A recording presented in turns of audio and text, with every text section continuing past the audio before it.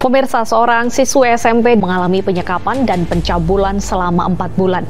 Korban yang kini hamil mengalami depresi dan terpaksa dirawat di rumah sakit.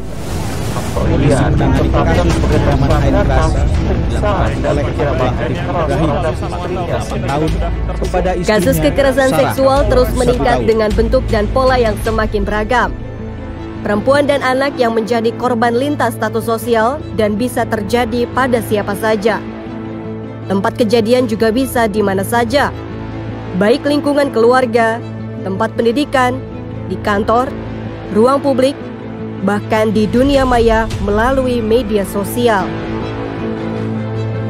Kekerasan seksual sudah masuk dalam tahap yang membahayakan, bukan hanya bagi para korban, tetapi juga bagi ketahanan keluarga, kehidupan sosial, nasional, dan bahkan berdampak global.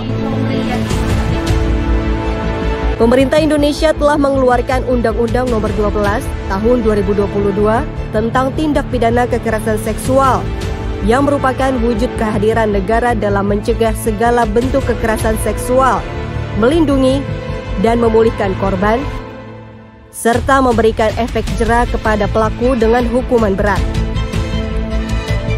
Partisipasi semua pihak sangat dibutuhkan agar masyarakat dan keluarga tidak hanya bisa melakukan pencegahan, tetapi juga memastikan korban berani melapor untuk mendapatkan pendampingan serta pemulihan oleh UPTD PPA dan semua pihak agar pemulihan dan rasa keadilan korban dapat tercapai.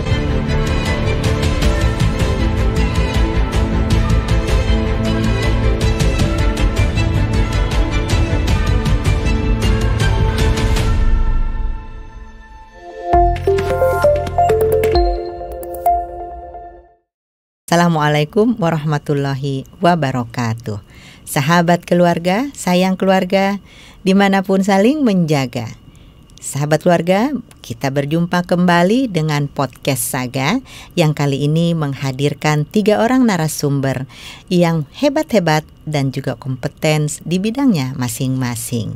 Podcast Saga kali ini bekerja sama antara Dinas PPAPP dengan Universitas Indonesia, khususnya Program Magister Kajian Ketahanan Nasional, Sekolah Kajian Strategik dan Global. Telah hadir di tengah-tengah kita 3 orang narasumber yang hebat-hebat yang akan membahas hal-hal yang berkaitan dengan kekerasan seksual dan dampaknya terhadap ketahanan keluarga, bahkan juga sampai dengan kesehatan mental. Sahabat keluarga, sebelum kita lanjutkan diskusi ini, kami perkenalkan narasumber sebagai berikut. Yang pertama adalah Ibu Profesor Dr. Kristi Purwandari M. Hum, Guru Besar Psikologi Universitas Indonesia dan dosen Sekolah Kajian Strategik dan Global Universitas Indonesia, serta pendiri Yayasan Pulih. Dan dulu ketika DKI Jakarta mendirikan P2TP2A, beliau ini yang membantu Pemprov memberikan capacity building. Selamat siang Prof, Bu Kristi. Dan yang kedua adalah Dr. Margarita Hanita SHMSI, dosen Prodi Kajian Ketahanan Nasional, Sekolah Kajian Strategik dan Global Universitas Indonesia, yang sekaligus juga Bu Hanita ini tidak asing.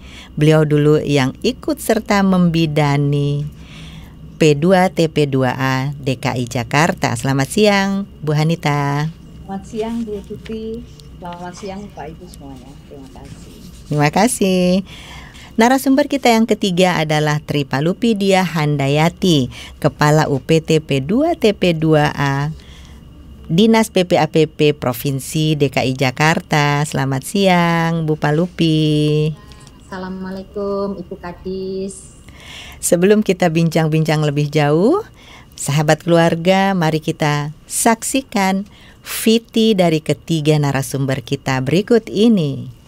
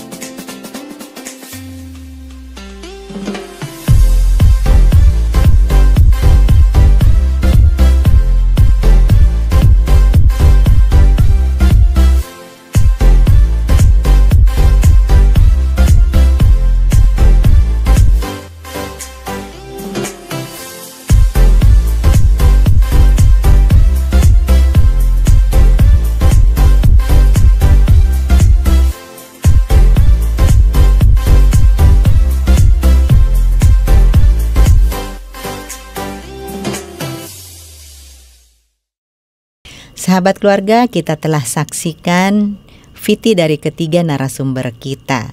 Nah, sekarang kita saatnya untuk berdiskusi, bincang-bincang lebih jauh terkait dengan fenomena kekerasan seksual dan dampaknya terhadap korban, bahkan ketahanan keluarga, dan juga tidak jarang terhadap kesehatan mental dari korban itu sendiri. Kita telah mengetahui bersama bahwa Undang-Undang Nomor 12 Tahun 2022 telah disahkan beberapa waktu yang lalu, yakni terkait dengan tindak pidana kekerasan seksual.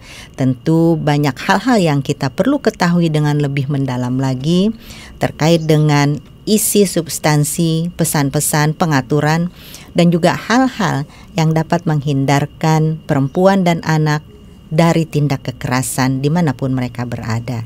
Dan untuk itu kita akan berbincang-bincang, dan yang pertama kali ini saya akan menyapa Ibu Hanita terlebih dahulu. Ibu Hanita, mengapa ya isu kekerasan perempuan dan anak termasuk kekerasan seksual itu selalu saja menjadi isu dalam ketahanan keluarga nih Bu? Ya, terima kasih Bu Tuti.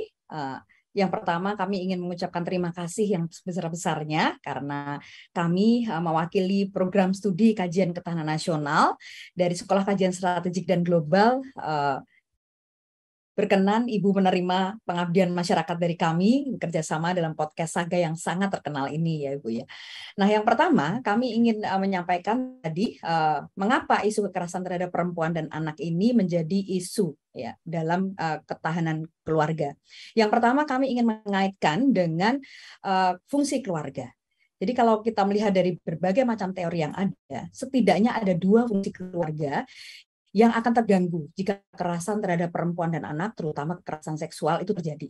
Yang pertama adalah fungsi perlindungan dalam keluarga, dan yang kedua adalah fungsi pengasuhan anak.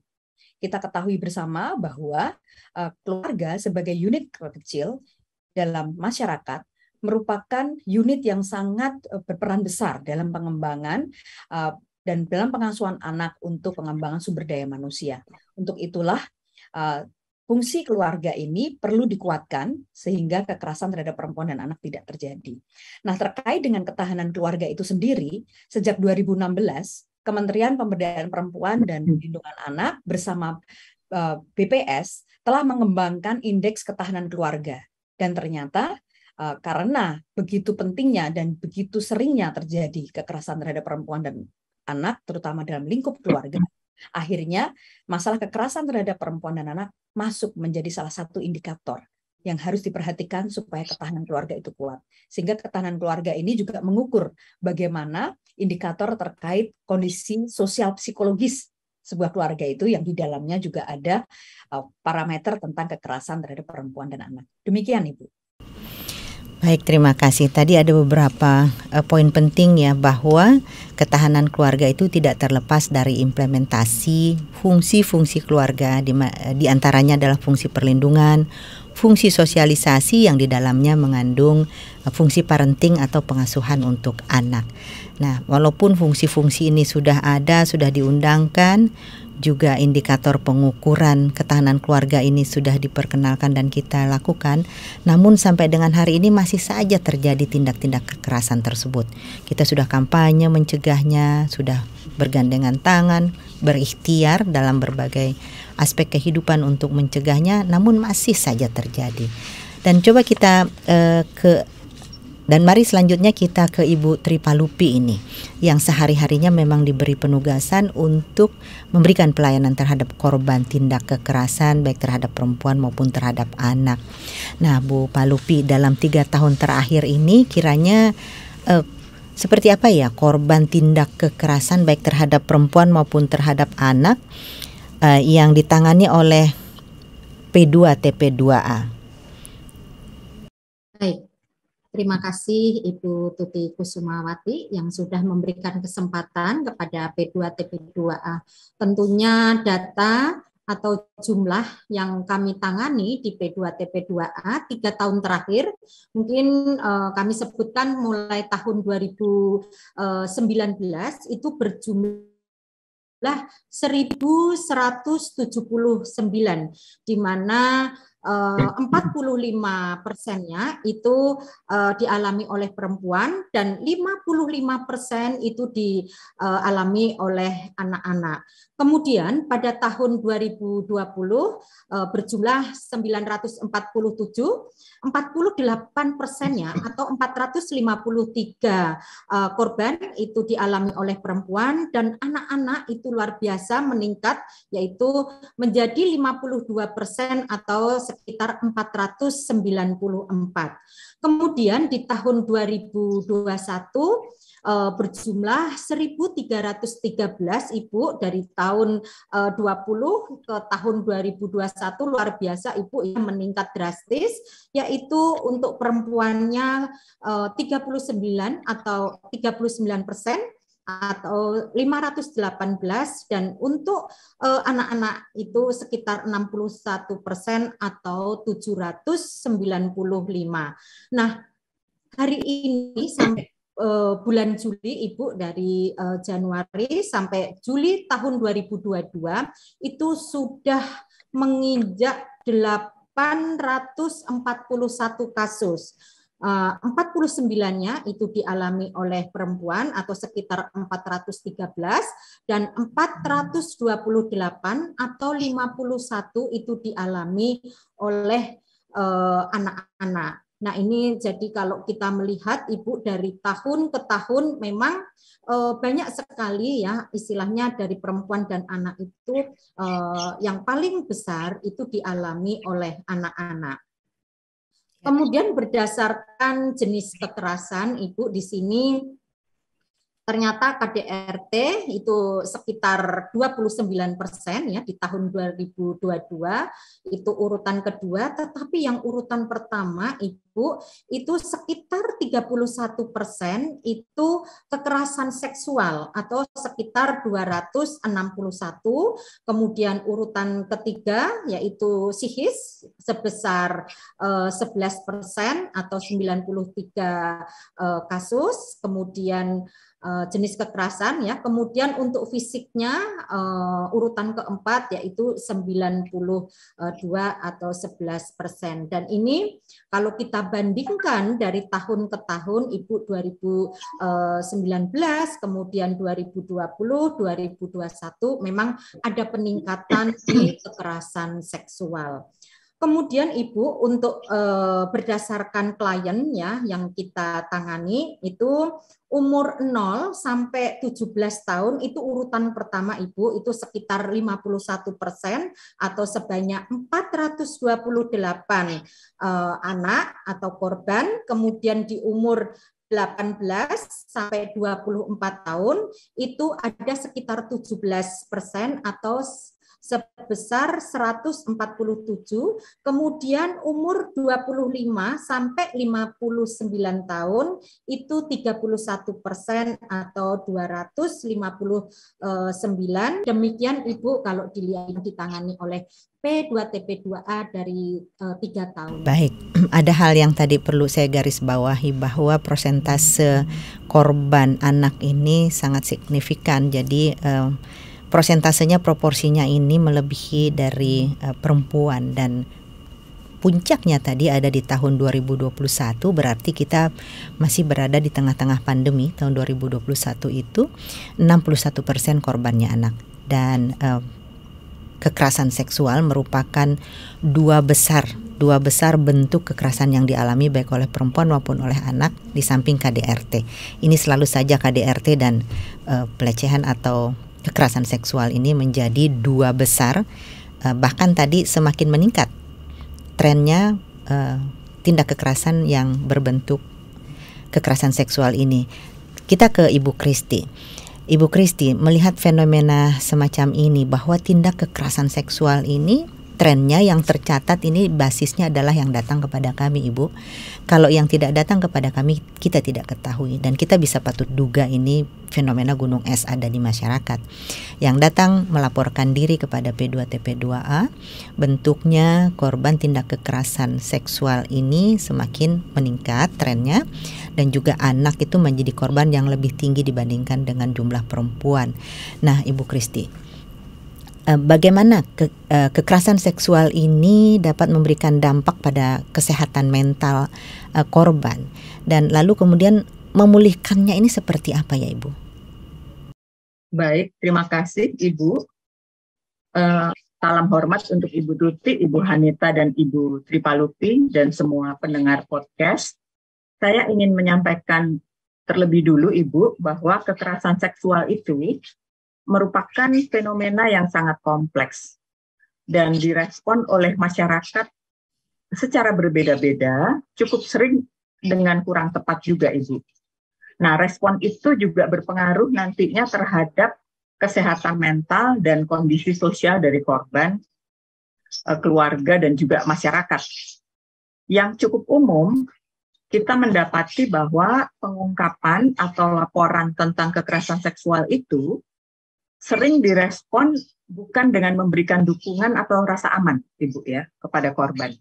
Melainkan cukup sering itu dengan kepanikan, kemarahan, rasa tidak percaya, penyalahan kepada korban, sikap-sikap menutupi kejadian. Nah, jadi kekerasan seksual itu oleh masyarakat itu dilihat seperti stigma yang kuat sekali gitu ya. Keluarga menjadi malu dan mungkin korban dimarahi,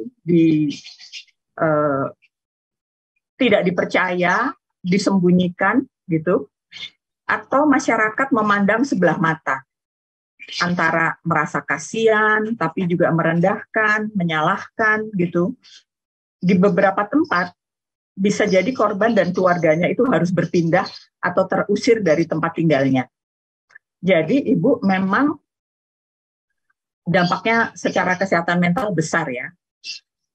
Kekerasan seksual itu sangat beragam sebenarnya. Ada yang mungkin masih tergolong tanda kutip ya, dapat ditanggulangi oleh si individu itu sendiri. Ada pula yang sangat parah, yang mengacaukan bahkan mengancam nyawa. Tanpa respon yang menstigma dari masyarakat ya Ibu, sebenarnya kekerasan seksual itu sendiri sudah menjadi tersendiri untuk korbannya. Individu dilanggar otonomi tubuhnya, kehilangan rasa aman, merasa takut, kehilangan rasa percaya diri, dibayang-bayangi oleh perasaan terancam. Sehingga dapat juga terjadi yang namanya gangguan stres pasca trauma. Stres pasca trauma setelah kejadian ya, yang mengganggu fungsi sehari-hari. Belum lagi kalau ada dampak fisik atau seksual, seperti infeksi menular seksual atau kehamilan. Dan kalau ada stigma dari masyarakat, dampak psikologisnya bisa menjadi lebih parah lagi. Seperti individu itu menyakiti dirinya sendiri, hingga mungkin dia punya keinginan atau bahkan upaya untuk bunuh diri. Terkait pemulihan, secara umum masyarakat, khususnya lingkungan terdekat, perlu memberikan dukungan bagi korban dan penyintas secara konkret. Jadi konkretnya bagaimana? Sebenarnya sederhana Ibu. Bersedia mendengarkan, tidak langsung menghakimi, mencoba menempatkan diri kita ya dalam posisi korban yang sulit itu. Kita bertanya tentang apa yang diperlukan dan apa yang akan dilakukan selanjutnya. Kita menyampaikan akan memberikan dukungan untuk mendampingi dia untuk langkah-langkah selanjutnya, seperti itu. Untuk kasus-kasus yang parah dengan dampak psikis yang sudah serius, sebaiknya memang dirujuk ke psikolog yang mendampingi, yang biasa mendampingi korban ya Ibu, dan biasanya psikolog yang memang mendalami psikologi klinis dan isu-isu seperti ini. Demikian Ibu. Baik Bu Kristi, aduh sambil dengerin Ibu Kristi tadi tuh rasanya miris ya, sudah dia korban ini menderita, lalu kemudian lingkungan sekitar reaksinya juga belum semuanya sesuai dengan yang seharusnya. Maka melalui podcast ini, hal-hal yang tadi dielaborasi oleh Bu Kristi mudah-mudahan bisa menjadi pembelajaran untuk sahabat keluarga apabila di sekitarnya menyaksikan, mengetahui, melihat ada terjadi hal-hal semacam ini, paling tidak bisa membantu untuk melakukan penenangan terlebih dahulu dan juga mengedukasi para keluarga-keluarga korban agar bersikap sebagaimana semestinya, seperti yang tadi Ibu Kristi kemukakan. Luar biasa ya dampaknya dengan berbagai kompleksitas dampak-dampak tersebut.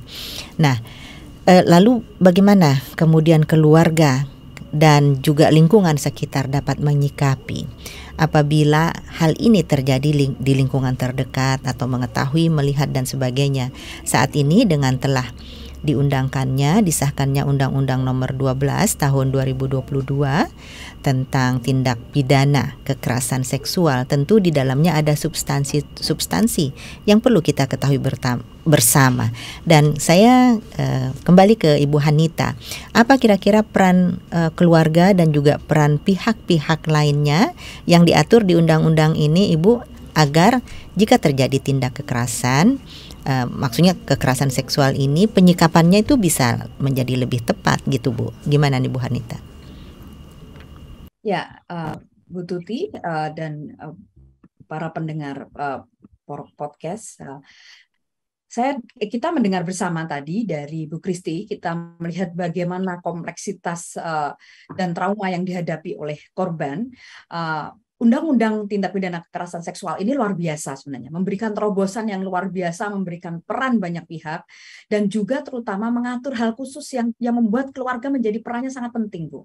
Yang pertama, kalau dikaitkan dengan konteks ketahanan keluarga ini harus menguatkan dan memberikan perlindungan terhadap anggota keluarga, itu sudah jelas saya rasa. Jadi keluarga dengan adanya undang-undang ini harus menguatkan perlindungan dengan berbagai cara. Yang pertama tentu saja harus mencegah. Nah, dalam konteks ketahanan keluarga ada dikenal namanya coping strategi, Bu. Jadi coping strategi ini adalah bagaimana cara keluarga untuk merespon ketika terjadi tekanan atau krisis dalam sebuah keluarga. Nah, ini dituntut sebuah keluarga ketika menghadapi anggota keluarganya yang mengalami kasus kekerasan seksual. Kita dengar bersama tadi disampaikan oleh Prof. Kristi, kita harus menguatkan anggota keluarga ini.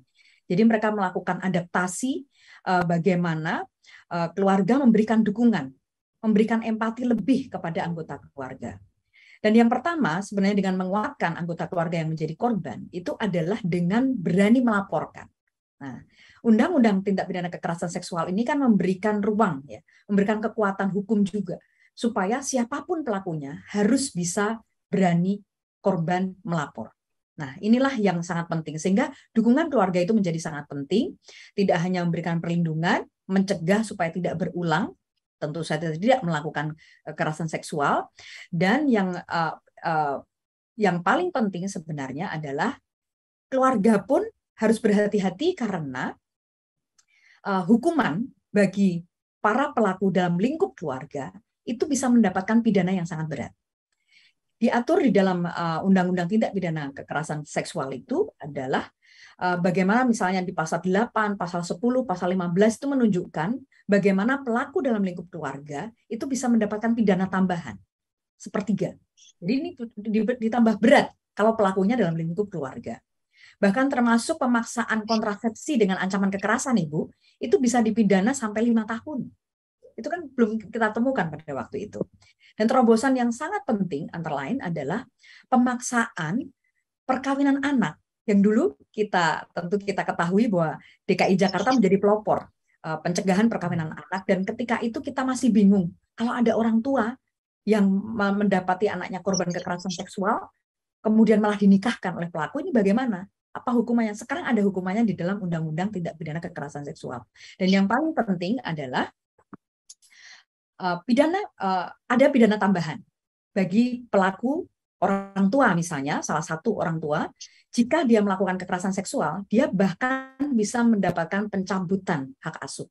Jadi ini menunjukkan betapa kuatnya sebenarnya pemerintah ingin memberikan efek jera kepada pelaku supaya tidak lagi terjadi kekerasan. Dan untuk layanan Ibu yang diatur di dalam Undang-Undang TPKS ini juga merupakan terobosan. Undang-undang ini mengatur bahwa semua korban kekerasan itu mendapatkan layanan, terutama pendampingan korban melalui UPTD PPA. Nah, kita seperti kita ketahui, yang kita miliki juga sudah ada UPTD PPA ini di P2 TP2A. Jadi ini dipastikan. Dulu kita masih belum punya payung hukum, sekarang UPTD PPA ini punya payung hukum bahwa dia wajib memberikan perlindungan, wajib memberikan pendampingan korban dan juga layanan-layanan yang lain. Terima kasih. Baik. Wah, luar biasa.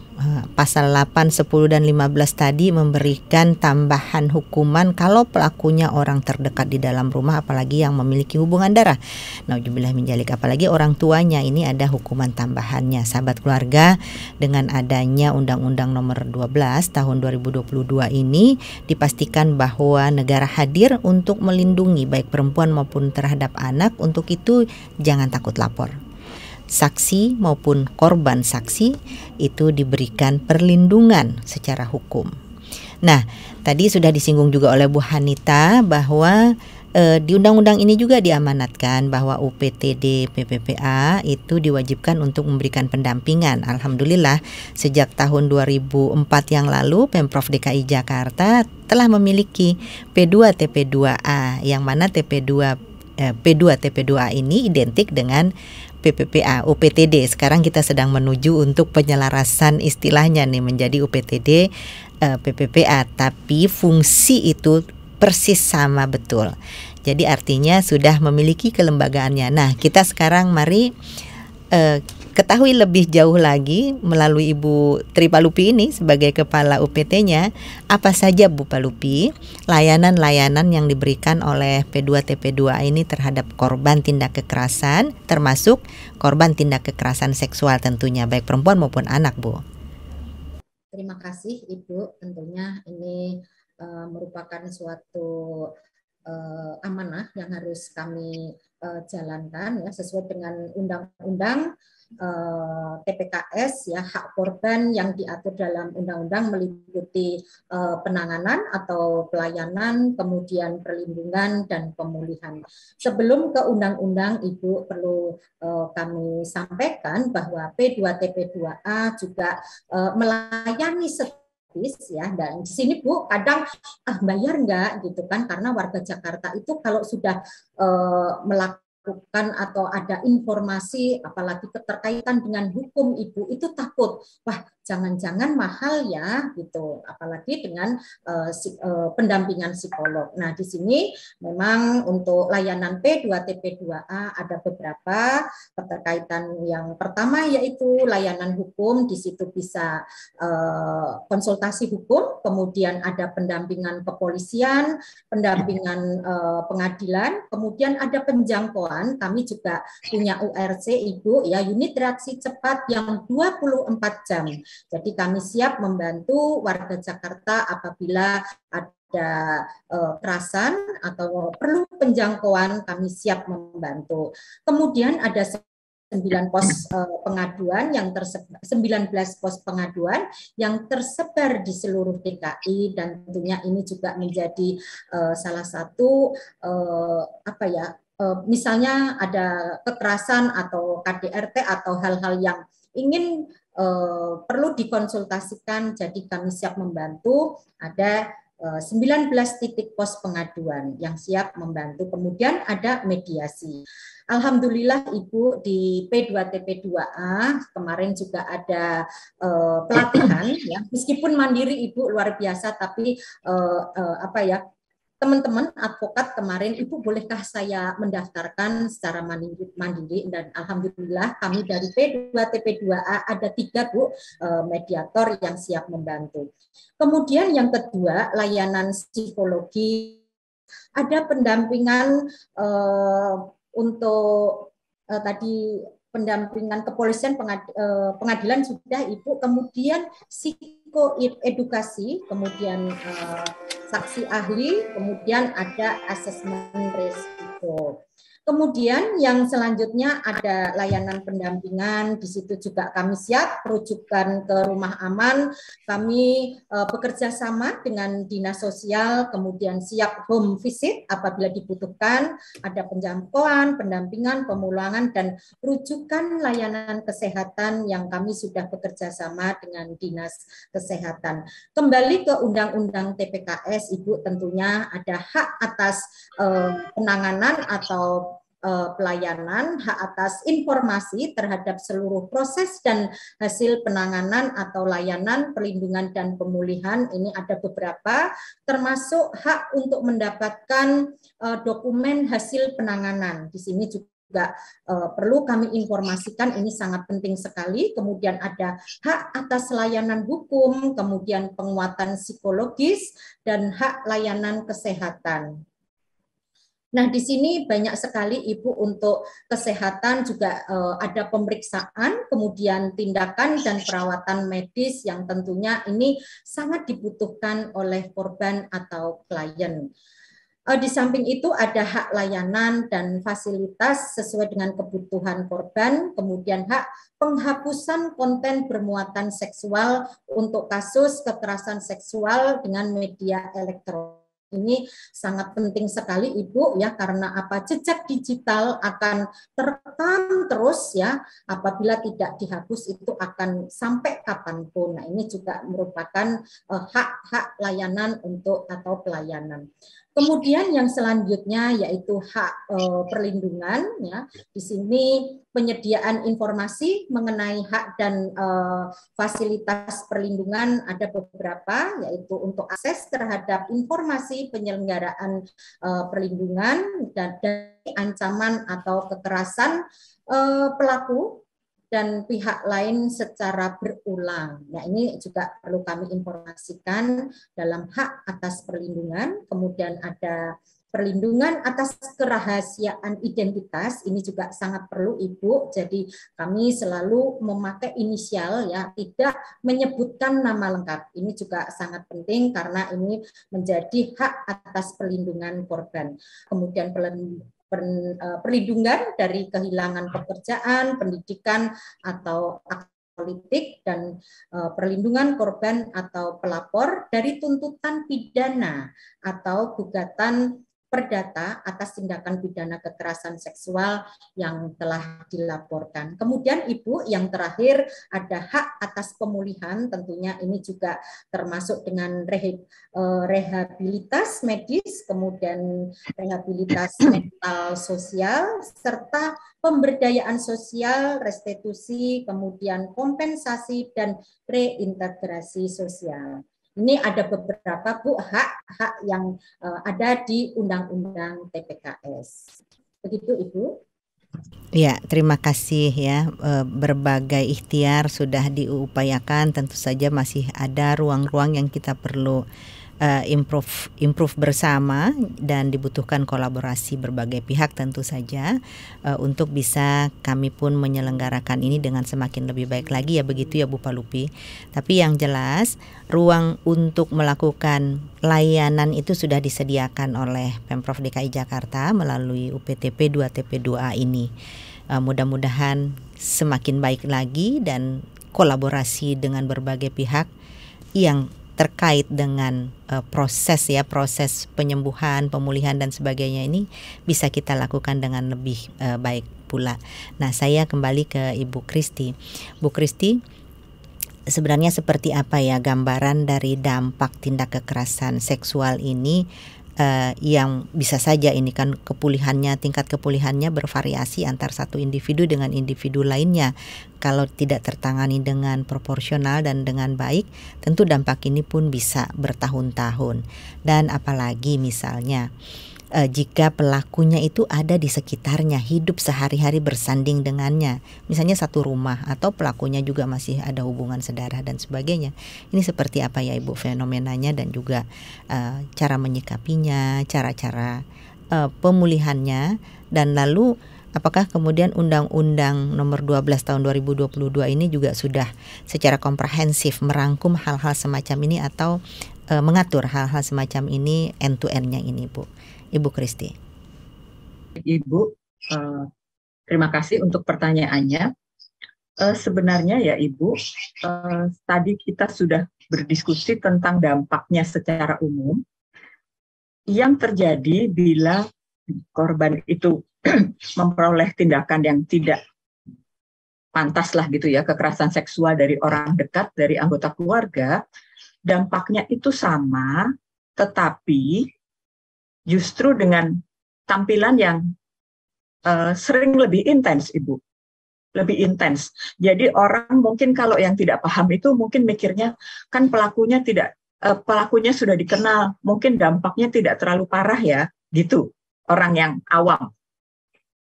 Sebenarnya tidak demikian. Justru kalau pelakunya itu adalah orang dekat, lebih intens. Mengapa begitu?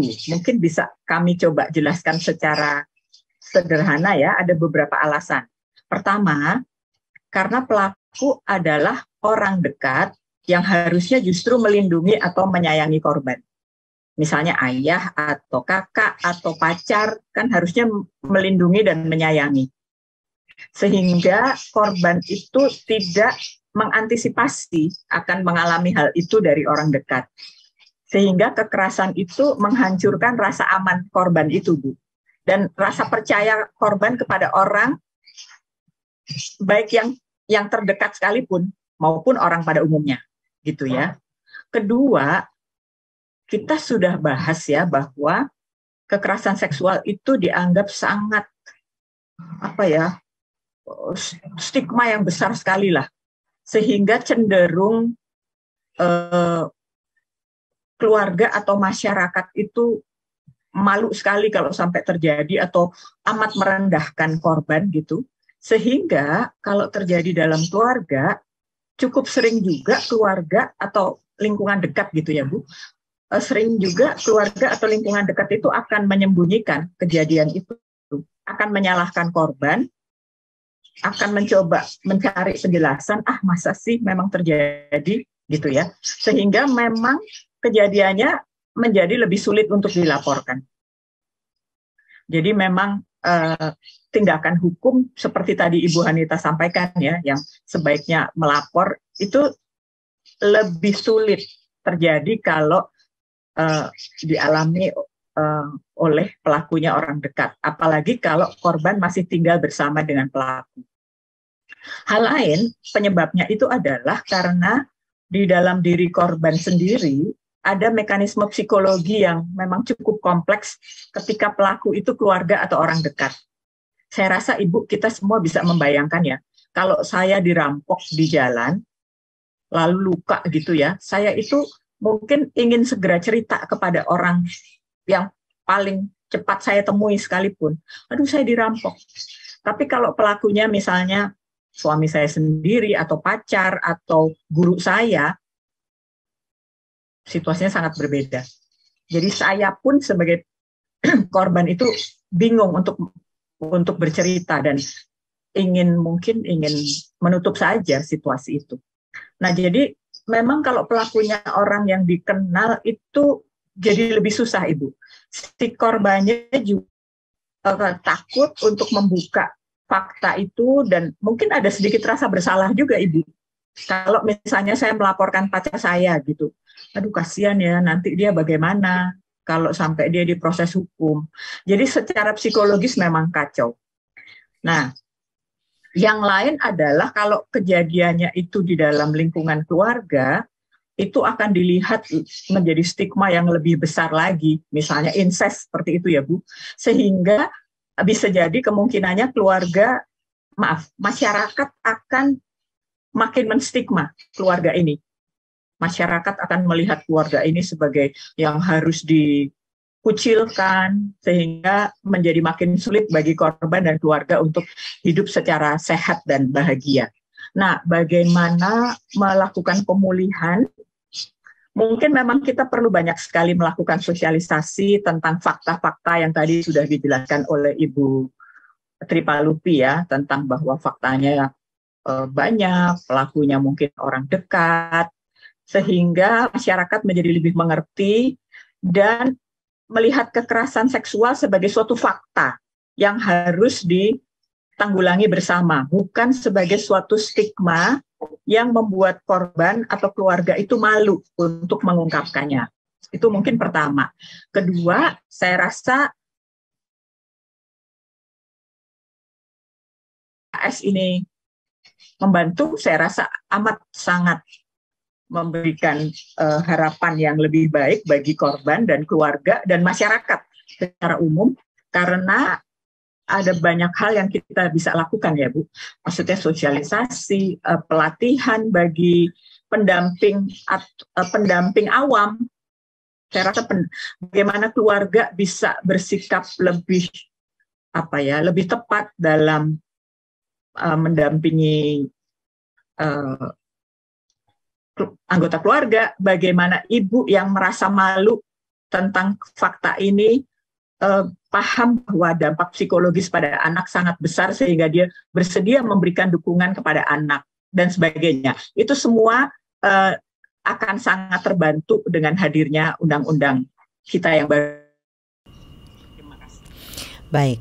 Jadi hadirnya Undang-Undang 12 tahun 2022 memberikan harapan baru kepada masyarakat luas dan juga memberikan ruang yang lebih luas lagi kepada baik keluarga maupun masyarakat untuk bersama-sama bergandengan tangan melakukan pencegahan dan juga penanganan tindak kekerasan baik terhadap perempuan maupun anak, termasuk tindak kekerasan seksual. Nah, saya kembali ke Bu Hanita. Tadi kita dengar ya dari Prof. Kristi, luar biasa dampaknya secara psikologis nih Bu Hanita. Lalu jika demikian halnya, bagaimana kemudian strategi ya untuk meningkatkan, untuk mengoptimalisasi fungsi-fungsi keluarga untuk meningkatkan ketahanan keluarga apabila kenyataannya, kalau istilah Bu Kristi tadi, faktanya itu di dalam keluarga itu sudah terjadi nih tindak kekerasan seksual terhadap salah satu anggota keluarga. Ini gimana Bu strategi kita? Ibu, untuk menguatkan fungsi keluarga dalam strategi ketahanan keluarga, dari dalam buku Handbook of Family Resilience kita mengenal istilah coping strategi tadi, Bu. Dan juga yang kedua, yang kata kunci yang paling penting dalam ketahanan keluarga itu adalah bagaimana mereka beradaptasi. Jadi seluruh anggota keluarga harus beradaptasi. Seperti tadi digambarkan oleh Prof. Kristi, ini kan perlu pemahaman bagaimana anggota keluarga itu memahami dampak korban. Nah, ini yang sebenarnya yang paling penting. Ada kalanya korban ini tidak dipahami kondisi traumanya yang begitu berat. Nah, kalau kita lihat dari kondisi kompleksitas kasus kekerasan seksual, apalagi yang terjadi di dalam keluarga, ini kan kita harus memastikan dahulu bahwa kekerasan seksualnya tidak akan berulang. Makanya itulah mengapa harus dilaporkan supaya pelaku ini bisa diproses dan dijauhkan dari korban supaya tidak berulang. Nah, kemudian keluarga harus beradaptasi, memahami bagaimana kondisi korban ini dan memberikan penguatan. Ini memang tidak mudah. Butuh pemahaman yang sangat komprehensif tentang bagaimana harus memperlakukan korban. Untuk itulah memang sosialisasi menjadi sangat penting, Bu. Jadi kita ketahui tadi digambarkan oleh Prof. Kristi bahwa tidak hanya keluarga yang tidak memahami, tetapi masyarakat. Ini yang juga harus betul-betul kita pastikan supaya masyarakat itu paham bagaimana jika seandainya menjadi korban, bahkan kasus ini kemudian terblow up. Nah, tadi disampaikan oleh Bu Palupi juga bahwa ternyata sekarang media sosial juga sudah menjadi platform ya yang bisa menyebarluaskan kasus kekerasan seksual yang terjadi, sehingga dukungan sosial ini juga penting. Selain memastikan bahwa kita menguatkan kembali fungsi keluarga beradaptasi dalam strategi coping tadi, dan kita mengembalikan bahwa keluarga adalah menjadi tempat yang paling aman bagi perempuan dan anak, terutama dari bahaya kekerasan, terutama dari bahaya kekerasan seksual. Nah, ini yang harus kita tingkatkan, dan keluarga mulai waspada dan meningkatkan pengawasan terhadap anak-anak terutama. Saya sangat prihatin sekali tadi mendapatkan gambaran dari Bu Palupi bahwa kekerasan seksual anak sangat meningkat, ya. Dan ini meningkatnya kalau kita lihat dari kasus-kasus yang ditangani oleh P2TP2A, banyak anak yang tergalang menjadi korban kekerasan seksual melalui media sosial. Ini kan luar biasa. Sehingga pengawasan orang tua itu menjadi sangat penting, pendampingan kepada anak menjadi sangat penting. Kalau kita lihat bagaimana tadi fungsi keluarga harus dikembalikan, kita lihat bahwa komunikasi dalam keluarga juga harus diperkuat, sehingga keluarga bisa memahami apa yang dialami oleh korban. Karena kalau korban tidak dipahami, tidak berkomunikasi, ini tentu saja akan sulit memberikan tindakan-tindakan adaptasi ya dalam keluarga, bagaimana relasi ini dibangun dengan baik. Mudah-mudahan nanti di PAPP juga bisa bekerja sama dengan kami, Bu, untuk melakukan sosialisasi ini kepada masyarakat, karena masyarakat sekali lagi harus memberikan perlindungan. Karena banyak sekali digambarkan tadi oleh Bu Kristi, bagaimana masyarakat sendiri masih memberikan stigma buruk kepada korban kekerasan seksual, alih-alih membantu, malah memperburuk kondisi trauma yang dihadapi oleh korban. Terima kasih, Bu Tuti. Baik, Bu Hanita, tentunya ya kita mengedukasi, berkampanye bersama agar keluarga maupun masyarakat mengetahui pasti apa tindakan yang tepat untuk menyikapi jika terjadi fenomena semacam ini yang kita tidak inginkan bersama, namun faktanya kalau terlanjur terjadi perlu penyikapan yang tepat. Nah, saya kembali ke Bu Palupi.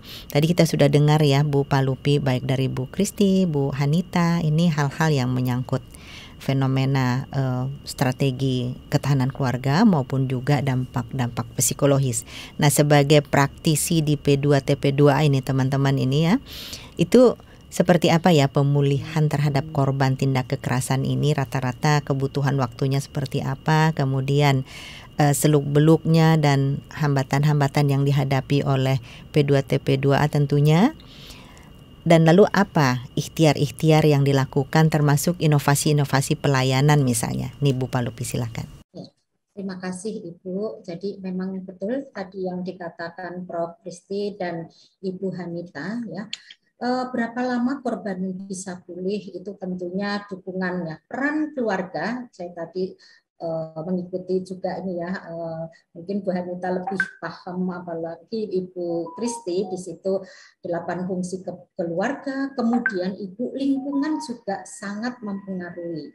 Nah, ini untuk berapa lama korban bisa pulih, tentunya ini tidak bisa dipastikan Ibu, karena untuk korban diri sendiri itu juga sangat penting bagaimana menyikapi. Nah, karena masing-masing orang itu memiliki latar belakang sendiri-sendiri, Ibu. Jadi mulai dari pengalaman, ya, kemudian kapasitas dirinya dalam menghadapi masalah, kemudian dukungan lingkungan sekitar itu juga sangat mempengaruhi. Kemudian belum lagi peristiwa itu sendiri seperti apa ya. Jadi korban itu peristiwa-peristiwa yang dia alami itu cara menyikapinya atau mungkin tempat ya untuk dia misalnya wah saya tuh harus kemana, itu kadang kan belum ada pendampingan atau mungkin keluarga atau lingkungan sekitar tidak mengarahkan sehingga si korban itu juga akan bingung. Nah, itu juga masih menjadi dampak ya bagaimana korban itu berapa lama bisa pulih. Nah, ini belum lagi peristiwa itu sendiri sehingga dapat dipastikan berapa lamanya itu bisa pulih. Namun semakin korban itu terbuka, Bu, dengan proses pemulihan maka bisa lebih cepat ya tertangani dan kesempatan untuk pulih bisa lebih cepat. Nah, utamanya jika korban itu pergi ke tempat yang tepat. Nah, ini misalnya salah satunya mungkin diarahkan ke P2TP2A atau lingkungan atau keluarganya mungkin pernah, oh ya saya pernah baca atau pernah terinformasi kita lari atau bisa ke tempat misalnya salah satunya P2TP2A. Jadi kita sudah terintegrasi ya berkolaborasi dengan URC dan 112 ini juga merupakan inovasi-inovasi terobosan yang dilakukan oleh P2TP2A. Kemudian layanan mengakses restitusi dan penghitungan ya proyeksi restitusi ini bekerja sama dengan LPSK, ini juga sudah kami lakukan. Alhamdulillah pada tahun 2020 itu sudah 100% ya istilahnya yang kami koordinasikan, kami kerjasamakan bisa terakomodir.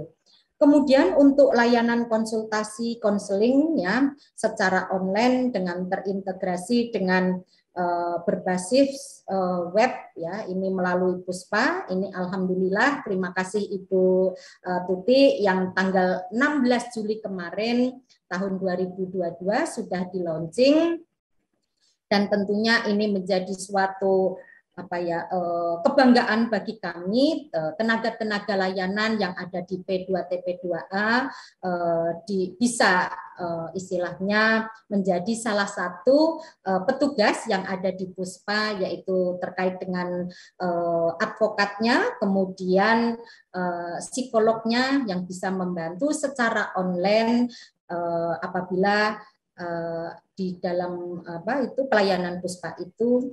Misalnya setiap hari Senin sampai hari Jumat kami membantu terkait dengan layanan yang dibutuhkan. Nah, ini juga advokat kami 5 orang sudah mulai tanggal 16 ini juga sudah mulai aktif sampai detik ini.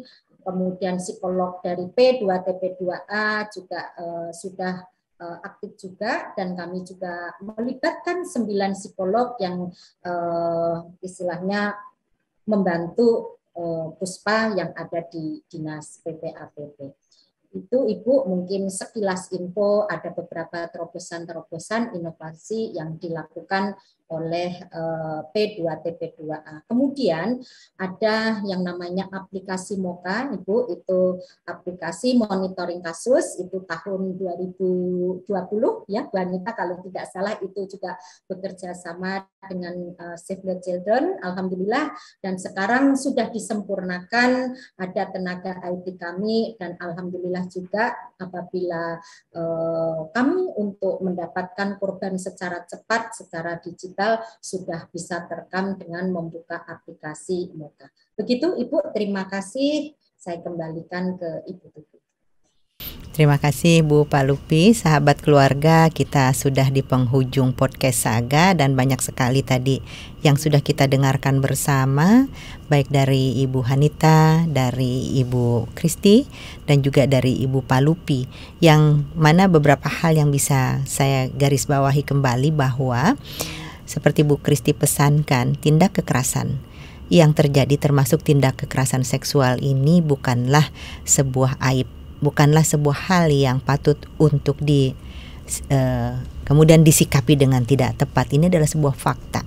Sebuah fakta faktual yang sudah terjadi yang memerlukan penyikapan yang tepat dari semua pihak, utamanya dari pihak-pihak terdekat si korban, yakni keluarganya. Dan apabila itu terjadi di lingkungan keluarga sendiri, maka pastikan jangan takut lapor. Karena pada dasarnya korban maupun saksi ini diberikan perlindungan secara hukum. Dan coping strategi dari Ibu Hanita tadi adalah sebuah mekanisme atau strategi bagi keluarga yang mengalami tindak kekerasan seksual ini terhadap salah satu anggota keluarganya. Coping mechanism, hidup bersama maupun menyikapi bersama korban yang terjadi di dalam keluarganya dengan penyikapan yang tepat tentunya. Jangan sampai mereka diberikan stigma negatif sampai harus berpindah tempat seperti kata Bu Kristi tadi. Lingkungan sekitar, komunitas sekitar harus mendukung secara baik, mendukung secara proporsional dan secara tepat terhadap keluarga yang tertimpa musibah. Ini adalah sebuah fakta musibah, bukan sebuah stigma negatif ataupun aib. Dan Bu Palupi sudah menjelaskan berbagai layanan-layanan yang disediakan, dan itu diberikan dengan dukungan penuh dari APBD Provinsi DKI Jakarta, yang artinya ini cuma-cuma untuk seluruh klien P2TP2A yang bentuknya bisa layanan pendampingan hukum dan juga layanan pendampingan psikologi sampai dengan konseling-konseling yang dilakukan, baik konseling tatap muka secara fisik maupun konseling secara online melalui website yang dapat diakses secara online, yaitu di puspa.jakarta.go.id. Ini semua diikhtiarkan, diupayakan untuk memutus mata rantai keengganan korban untuk datang melapor, korban ataupun yang belum menjadi korban tapi sudah mengalami hal-hal yang tidak mengenakan di dalam hidupnya, untuk mendatangi profesional di bidangnya, baik tenaga hukum, tenaga psikolog, yang dapat diakses saat ini kita sediakan secara online di puspa.jakarta.go.id. Dan bagi Bapak, Ibu, sahabat keluarga yang melihat, mendengar, menyaksikan terjadinya tindak kekerasan, wajib hukumnya melaporkan kejadian tersebut dalam konteks menyelamatkan korban, bukan untuk ikut campur urusan orang lain. Dan ini diamanatkan oleh undang-undang. Bapak Ibu yang memberikan laporannya juga diberikan perlindungan secara hukum. Jadi speak up, jangan takut melapor, silahkan lapor. Lapornya kemana? Bisa ke Jakarta Siaga 112. Bisa langsung klik puspa.jakarta.go.id, di sana ada lapor. Kemudian bisa WhatsApp ke 0813 176 17622, nomor URC unit reaksi cepatnya P2TP2A Dinas PPAPP Provinsi DKI Jakarta. Nah, sahabat keluarga, kita sudah berbincang-bincang dengan 3 orang narasumber yang memang kompeten di bidangnya masing-masing. Tidak terasa kita sudah di penghujung podcast Saga kita kali ini. Jangan lupa tentu saja tinggalkan pesan pada kolom komen, share, like, dan juga pencet tombol merahnya agar tidak ketinggalan podcast Saga yang berikutnya. Terima kasih atas kesetiaannya dan konsistensinya mengikuti podcast Saga yang kali ini mengedepankan 3 orang perempuan hebat di tengah-tengah sahabat keluarga semua. Kami semua bertiga, narasumber dan saya, undur diri. Sampai jumpa di lain kesempatan. Sampai jumpa. Assalamualaikum. Kekerasan seksual adalah tindak pidana yang patut dilaporkan. Jika kamu menjadi korban kekerasan seksual, jangan khawatir, karena kamu layak dapat perlindungan dan juga layanan dari Undang-Undang Nomor 12 Tahun 2022. Kamu juga bisa melaporkan melalui puspa.jakarta dan mendapatkan layanan online. Stop kekerasan. Sebagai salah satu upaya untuk mewujudkan keluarga yang bahagia dan sejahtera, pemerintah Provinsi DKI Jakarta melalui Peraturan Gubernur DKI Jakarta Nomor 11 Tahun 2022 menyiapkan wadah pengintegrasian data keluarga satu pintu dan sinkronisasi pelayanan kesejahteraan keluarga melalui Pusat Pelayanan Keluarga atau yang disingkat PUSPA. Kegiatan PUSPA berlokasi di Gedung Dinas PPAPP lantai 8, Jalan Jenderal Ahmad Yani, Kafling 64, Jakarta Pusat, yang merupakan wujud kolaborasi antara pemerintah Provinsi DKI Jakarta dengan PT Hanwha Life Indonesia dalam bentuk penyediaan sarana dan prasarana yang berupa coworking space,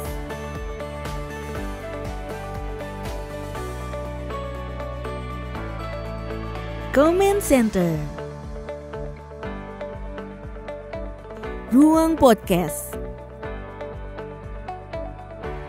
tempat bermain anak, mini pantry.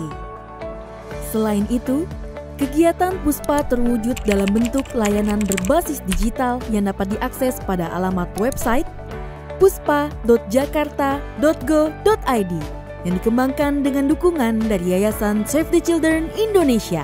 Layanan digital yang tersedia di aplikasi PUSPA diantaranya layanan informasi keluarga, telekonsultasi, pelatihan,